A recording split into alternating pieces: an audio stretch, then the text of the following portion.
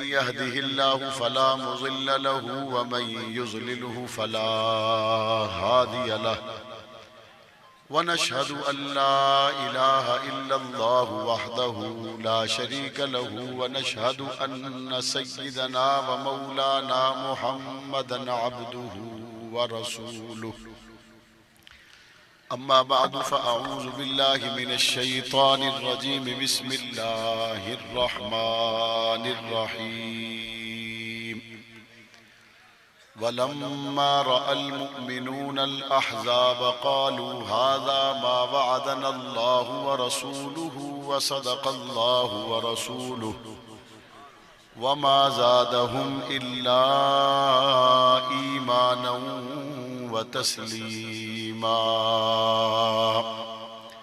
قال رسول الله صلى الله عليه وسلم إنما بعثت معلما أو كما قال عليه الصلاة والسلام صدق الله العظيم وصدق رسوله النبي الكريم ونحن على ذلك لمن الشاهدين والشاكرين والحمد لله رب العالمين.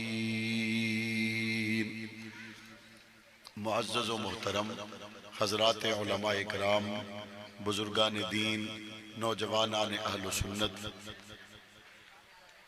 بالخصوص اہل سنت والجماعت کے مرکزی رہنما، مجاہد اسلام، خطیب اسلام علامہ مسعود الرحمن عثمانی صاحب دامت برکاتہم العالیہ، رفیق حیدری علامہ مولانا عبدالکریم مری صاحب دامت برکاتہم العالیہ، دیگر جملہ منتظمین، علماء اکرام، سامعین، آج کی اس پروقار تقریب کے ذریعہ آپ حضرات سے ملاقات کا شرف حاصل ہو رہا ہے۔ تقریب کے مہمان خصوصی اسٹیج پر تشریف لا چکے ہیں اور کچھ ہی دیر میں ان کا بیان آپ کی سماعتوں کی نظر ہوگا۔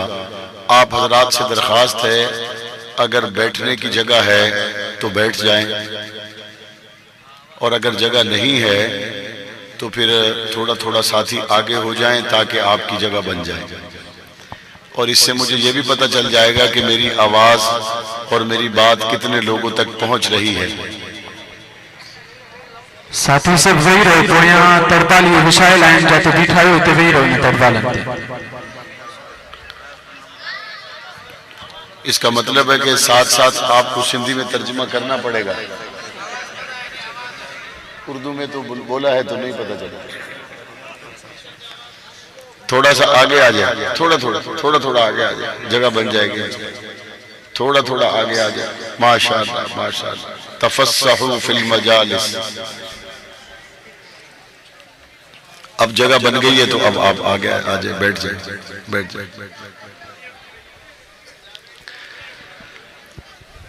سامعین محترم،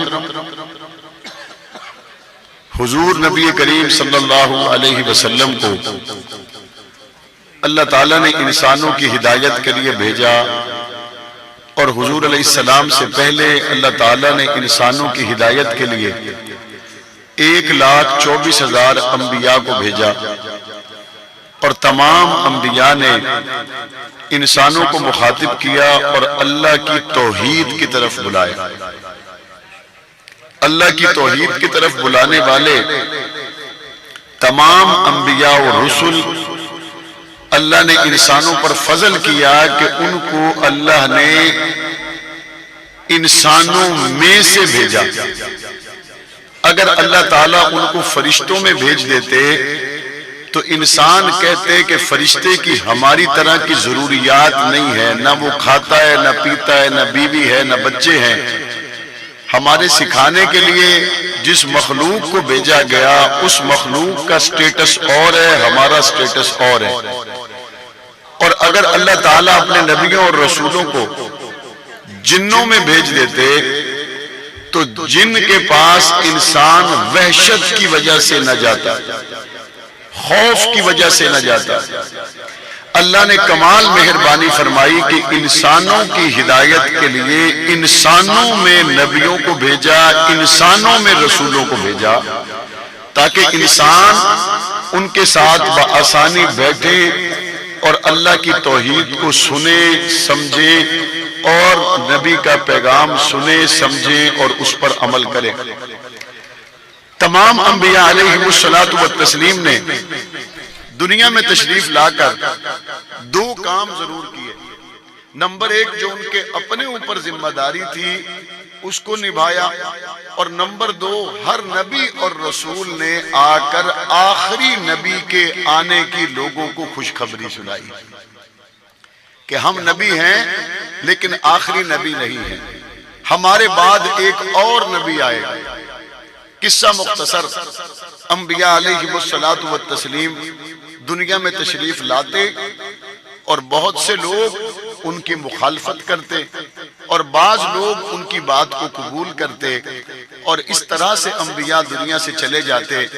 سچے ماننے والے کچھ عرصہ تک دنیا میں رہتے اور ان کے ذریعے دنیا میں آسمانی تعلیمات زمین پر رہنے والے لوگوں تک پہنچتی۔ پھر جب وہ دنیا سے چلے جاتے، دوبارہ سے گمراہی، دوبارہ سے بے دینی، دوبارہ سے جہالت کا دورہ ہو جاتا۔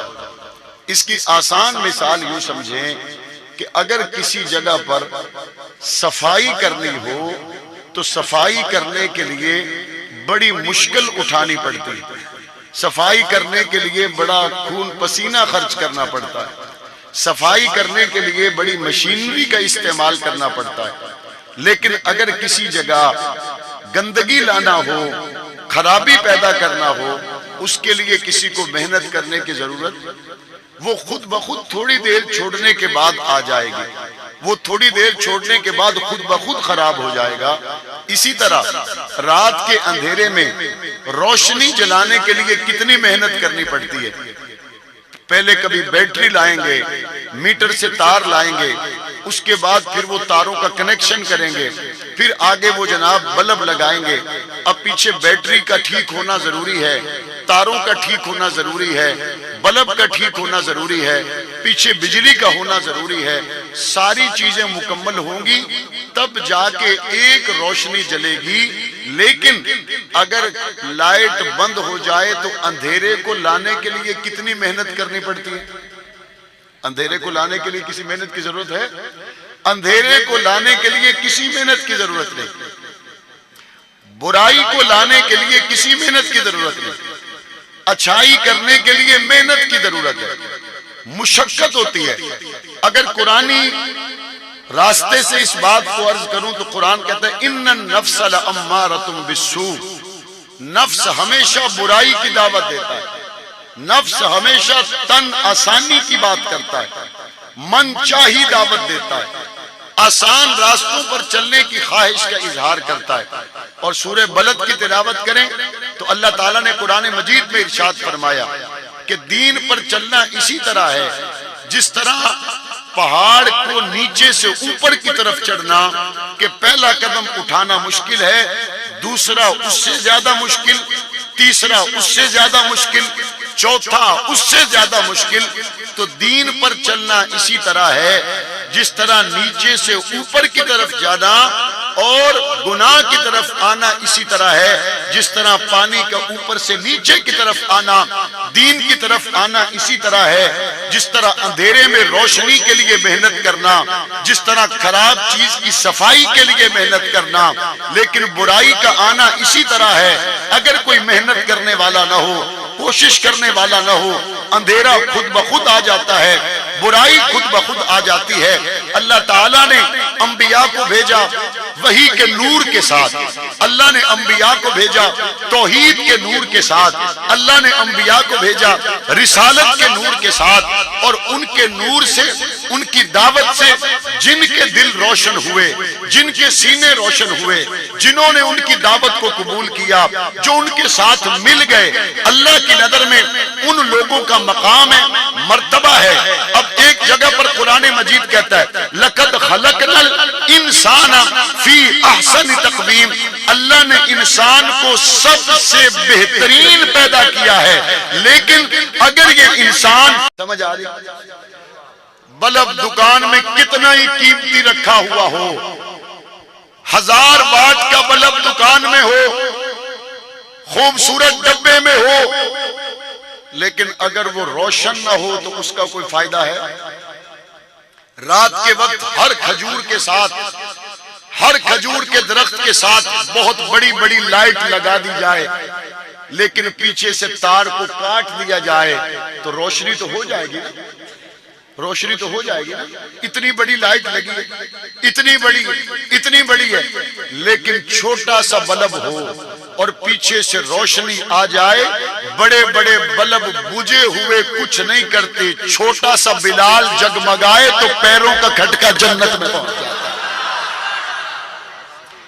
بڑے بڑے سردار، بڑے بڑے مکہ کے وڈیرے، بڑے بڑے سردار، جبوں کبوں والے، اگر نبوت سے ان کی تار نہیں جڑی، نبوت سے کنیکشن نہیں جڑا، نبوت سے رابطہ قائم نہیں ہوا، وہ بڑے بڑے سردار اسی طرح ہے کہ بہت بڑا ہونے کے باوجود بھی نہ اپنے کام کا نہ کسی اور کے کام کا، لیکن وہ تار جو نبوت سے جڑ گئی وہ پھر رنگ کا کالا ہی کیوں نہ ہو، اللہ اس کو ایسا چمکا دیتا ہے، سردار نیچے رہ جاتے ہیں، حبشے کا کالا بلال کعبے کی چھت پہ چڑھ گیا۔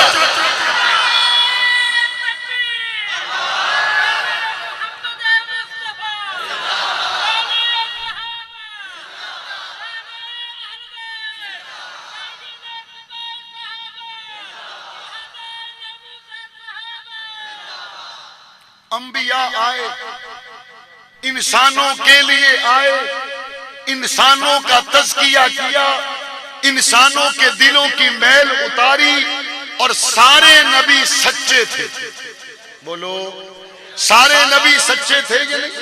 اور سارے نبیوں کے سچے ماننے والے بھی سچے تھے، سچے تھے یا نہیں؟ اب کوئی کہے کہ جناب یہ کیسی بات ہوئی، حضرت نوح علیہ السلام نبی سچے، لیکن کلمہ پڑھنے والے چند، اور اس کے بعد حضرت نوح کی تعلیمات ختم ہو گئی، حضرت موسیٰ سچے نبی اور ان کا کلمہ پڑھنے والے کئی ہوئے، لیکن اس کے بعد ان کی تعلیمات ختم ہو گئی، حضرت عیسیٰ سچے نبی اور سچے رسول، لیکن ان کے بعد ان کا کلمہ پڑھنے والوں کی تعلیمات بھی ختم ہو گئی، حضرت جناب ادریس علیہ السلام سچے نبی، ان کی تعلیمات بھی دنیا میں ختم ہو گئی، اور حضور نبی کریم صلی اللہ علیہ وسلم سچے نبی ہیں۔ 1400 سال کے بعد آج بھی ان کی تعلیمات قائم ہیں، 1400 سال کے بعد آج بھی ان کے اوپر آیا ہوا دین قائم ہے۔ اگر حضرت موسیٰ سچے تھے تو ان کا دین قائم کیوں نہ رہا؟ اگر حضرت عیسیٰ سچے تھے ان کا دین قائم کیوں نہ رہا؟ اگر حضرت نوح سچے تھے ان کی تعلیمات باقی کیوں نہ رہی؟ اگر تورات انجیل زبور سچی تھی تو وہ کتابیں آج دنیا میں نظر کیوں نہیں آتی؟ اگر وہ سچے تھے تو پھر بتاؤ آمنہ کے لال بھی سچے، ان کی بات باقی ہے، ان کی بات باقی کیوں نہیں؟ اس کے جوابات علماء نے اور بھی دیے ہوں گے، لیکن آسان مثال کے ساتھ علماء کی موجودگی میں آپ کی خدمت میں عرض کرنے کی کوشش کروں گا۔ اللہ تعالیٰ نے دنیا میں بہترین مخلوق انسان کو پیدا کیا، اللہ نے پہاڑوں کو بھی پیدا کیا، اللہ نے سورج کو بھی پیدا کیا، پرندوں کو بھی پیدا کیا، لیکن کس کی عمر کتنی ہوگی یہ اللہ بہتر جانتا ہے۔ انسان کی عمر زیادہ سے زیادہ آپ کے علاقے میں کتنی ہوتی ہے؟ 100 سال والا یہاں کوئی بیٹھا ہے؟ 90 سال والا؟ اچھا 80 سال والا؟ 70 والا کوئی ہوگا؟ 60 والے تو ہوں گے، 60 والے ہوں گے۔ یہ کھجور کی عمر کتنی ہے؟ کھجوریں عام طور پر جو رہتی ہیں آپ کے سکھر خیر پور میں، ان کی عمر کتنی ہوتی ہے؟ 25-30 سال۔ سورج کی عمر کتنی ہے؟ چاند کی عمر کتنی ہے؟ پہاڑوں کی عمر کتنی ہے؟ مخلوق اللہ کی کھجور بھی ہے، اس کی عمر اللہ نے 25 سال رکھی ہے۔ مخلوق اللہ کی چاند بھی ہے، اس کی اللہ نے عمر ہزاروں سال رکھی ہے۔ مخلوق اللہ کی انسان بھی ہے، اس کی عمر اللہ نے 70 سال رکھی ہے۔ اور مخلوق اللہ کی بادل بھی ہے، اس کی عمر چند گھنٹے، چند منٹ، چند سیکنڈ سے لے کر جناب کئی مہینوں تک بھی ہو سکتی ہے۔ اور مخلوق اللہ کی آسمان بھی ہے، اس کی عمر کتنی دیر تک ہو سکتی ہے۔ اب یہ ساری مخلوق اللہ نے اِنَّا كُلَّ شَيْءٍ خَلَقْنَاهُ بِقَدَرٍ اپنے اندازے سے بنائی، اپنے اندازے سے پیدا کی۔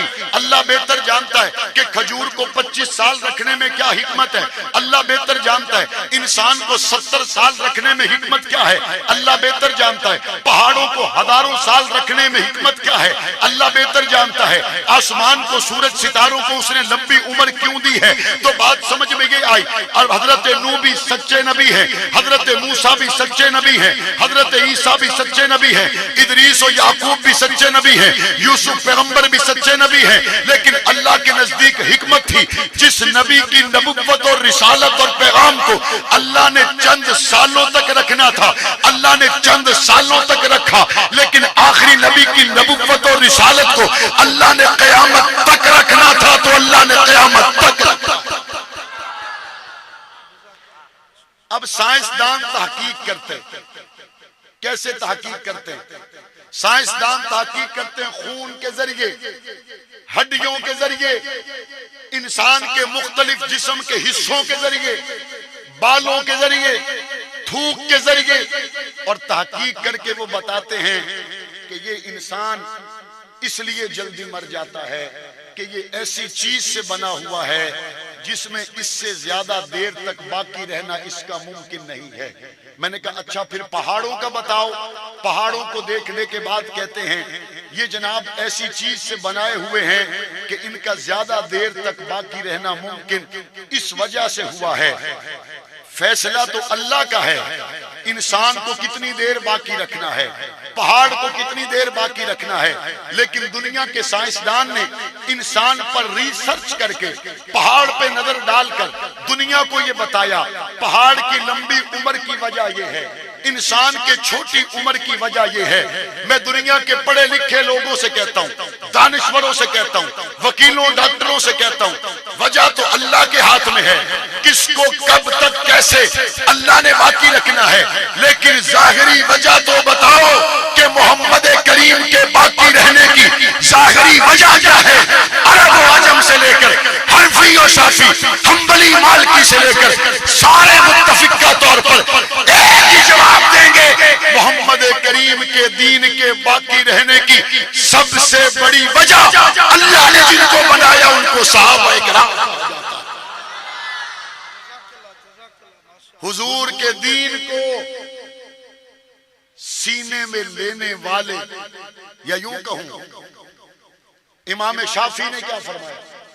امام شافعی رحمت اللہ علیہ نے فرمایا انسان کا دل برتن جیسا ہے، اور کیا فرمایا؟ گندے برتن میں آپ دودھ کو ڈالتے نہیں ہیں، برتن صاف ستھرا ہو تو اس میں دودھ کو ڈالا جاتا ہے۔ فرمایا اگر دل کا برتن صاف ہوگا تو اس میں نور آئے گا، اور دل کا برتن صاف نہیں ہوگا تو اس میں نور نہیں آئے گا۔ اب برتن تو تمام انبیاء کے صحابہ کے صاف ہیں، چمکدار ہیں، خوشبودار ہیں، لیکن جو دل کا برتن اللہ نے ابو بکر کا بنایا ایسا غیر نبی میں کسی کا نہیں بنایا۔ دل کے برتن تو ساروں کے صاف ہیں، لیکن انبیاء کے بعد جو دل کا برتن اللہ نے سائیں عمر فاروق کا بنایا ایسا کسی کا نہیں بنایا۔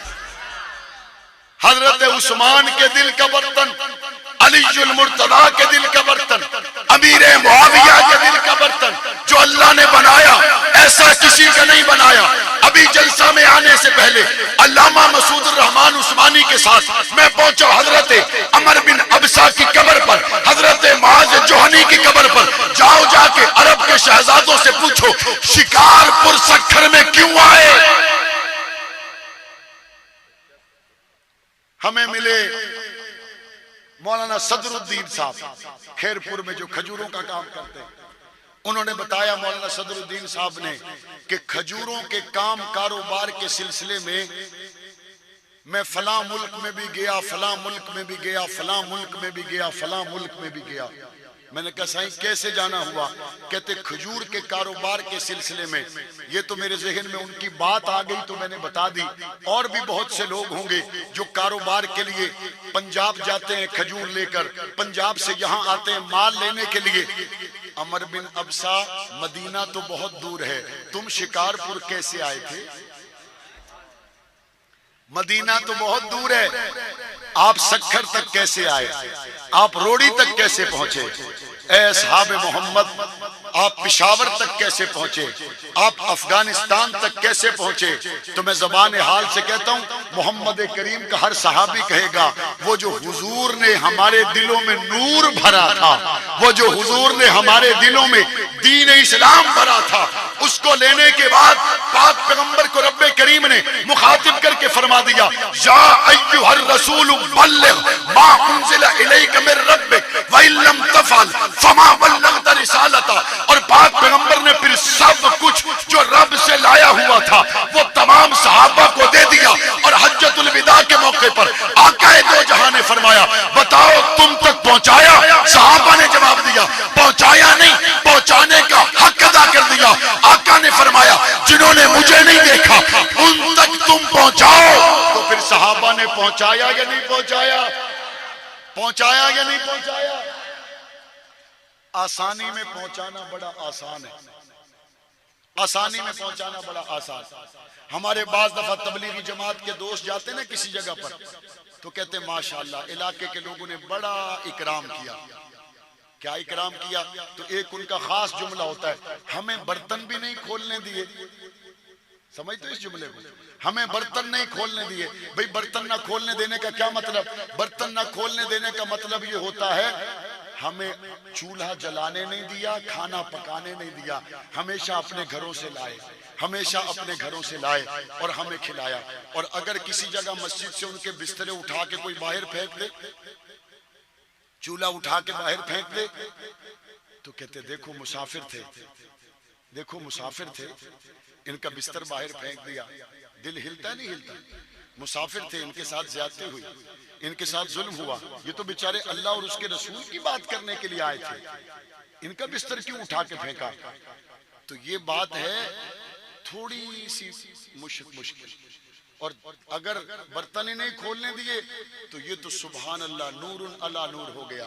آؤ میں بتاؤں یہاں تو برتن کھولنے اور بند ہونے کی باتیں ہو رہی ہیں، محمد کریم کے ساتھ جو صحابہ جا رہے تھے کھانے کے لیے کچھ بھی نہیں تھا، پینے کے لیے کچھ بھی نہیں تھا، اور صحابی کہتے ہیں حالت یہ تھی ایک کھجور کی گٹلی کو کافی دیر ایک صحابی چوس کے پیاس بجھاتا، پھر وہی گٹلی نکال کے دوسرے کو دیتا تو وہ اس کو چوس کے پیاس بجھاتا۔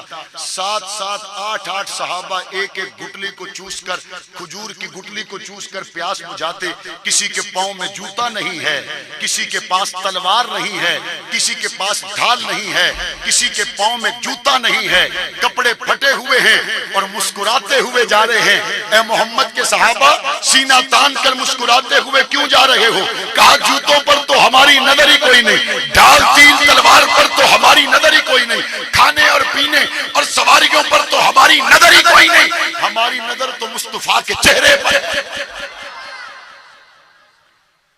آج فخر کرتے ہیں، پاکستان کے سنی فخر کرتے ہیں کہ سائیں ہمارا قائد احمد لدھیانوی، فخر کرتے ہیں، سب فخر کرتے ہیں کہ ہمارا قائد علامہ اورنگزیب فاروقی، فخر کرتے ہیں کہ قائد سندھ ہمارا لیڈر، ہمارا قائد علامہ ثناء اللہ حیدری، فخر کرتے ہیں کہ ہمارا رہبر، ہمارا لیڈر علامہ عبد الجبار حیدری، یہ فخر کرتے ہیں، خوش ہوتے ہیں۔ اور ربیع الاول کے جلوس میں یا 22 جمادی الثانی کے جلوس میں لمبا جلوس ہو اور قائد آگے آگے جا رہے ہوں اور پیچھے ایک کارکن دھوپ میں موٹر سائیکل پر ہو یا پیدل ہو، اس کو کوئی پوچھتا ہے بھائی تو کیوں خوش ہے؟ کہتا ہے سائیں کے ساتھ آئے۔ وہ کہتے ہیں سائیں تجھے جانتا ہے؟ وہ کہتے ہیں سائیں نہیں جانتا، لیکن سائیں بڑا آدمی ہے، مضبوط آدمی ہے۔ میں نے کہا آپ کی اس تصویر کو میں نے سامنے رکھ کر سوچنا شروع کیا، کیا منظر ہوگا جب پیروں میں جوتا تو نہیں تھا،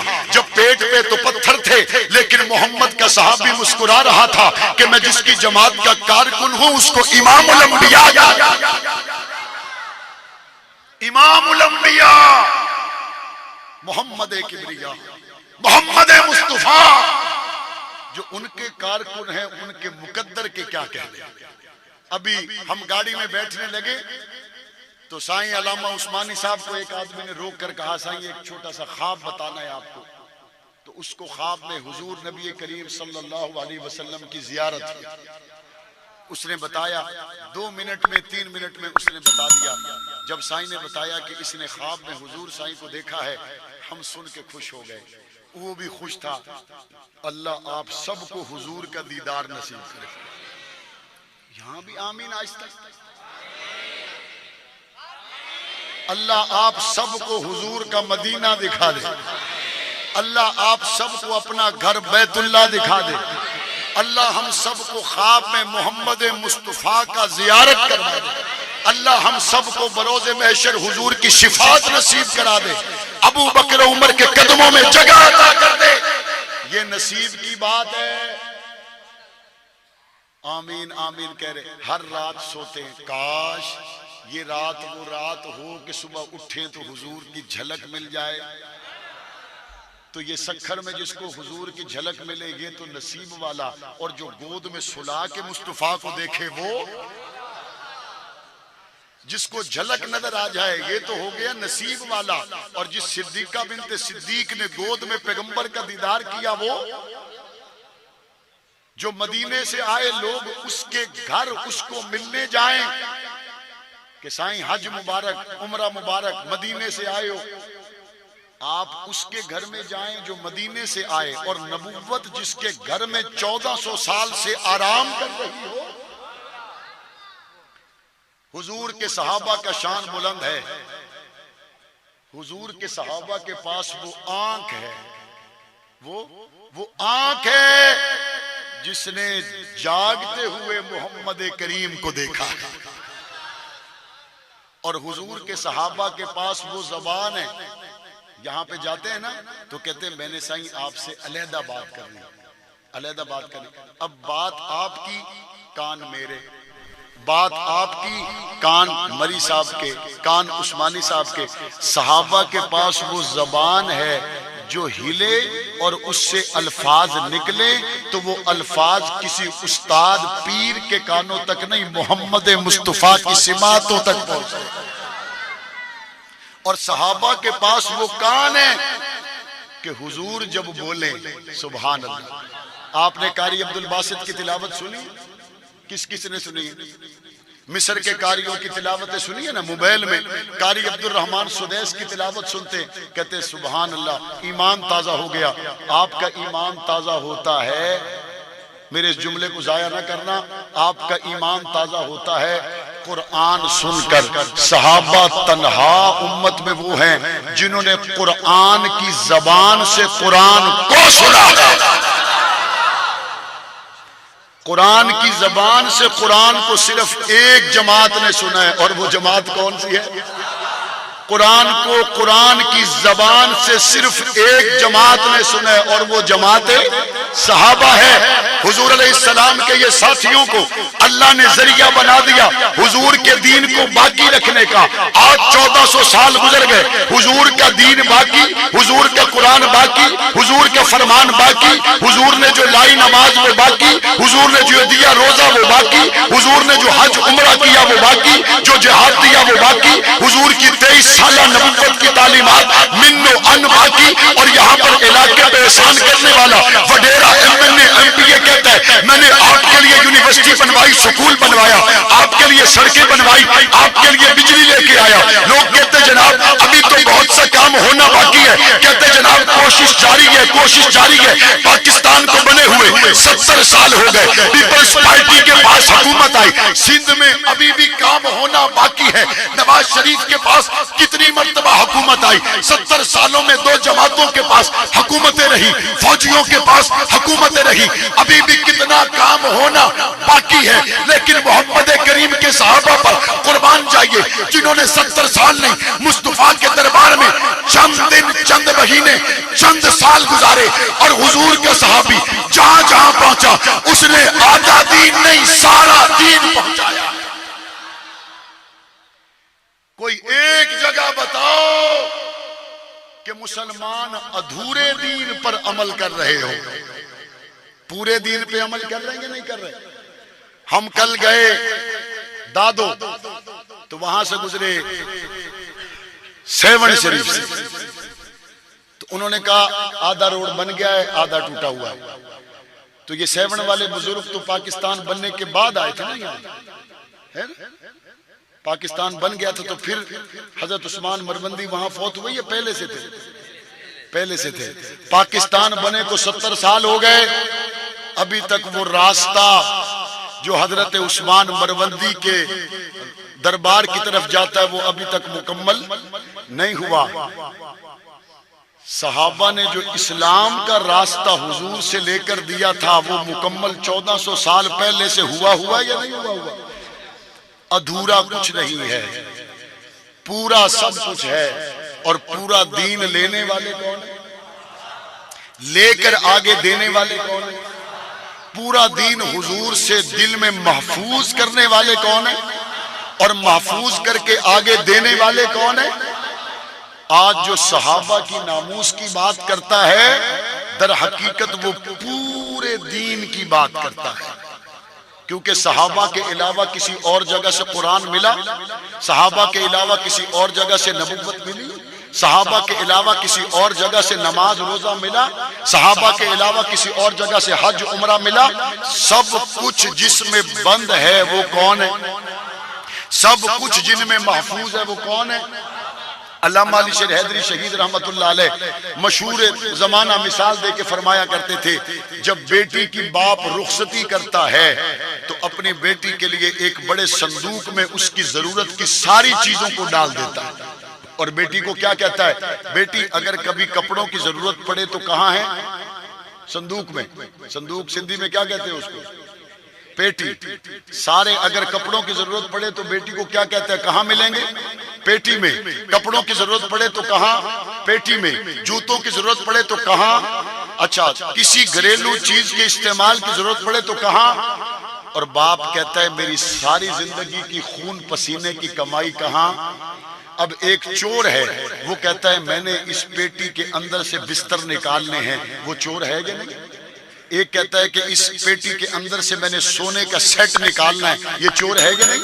اور ایک چور کہتا ہے میں نے ساری پیٹی کو چوری کرنا ہے، یہ سب سے بڑا چور ہے کہ نہیں؟ بالکل اسی طرح جو حضور کی ختم نبوت کا منکر ہو بے شک کافر ہے، جو حضور کی نماز کا منکر ہو بے شک مسلمان نہیں ہے، جو حضور کے حج کا زکوٰۃ کا منکر ہو بے شک مسلمان نہیں ہے، لیکن جو صحابہ کا منکر ہو وہ کبھی مسلمان ہو سکتا ہی نہیں ہے، چونکہ صحابہ حضور کی 23 سالہ کمائی کا نام ہے، صحابہ حضور کی 23 سالہ محنت کا نام ہے، صحابہ حضور کی 23 سالہ جدوجہد کا نام ہے۔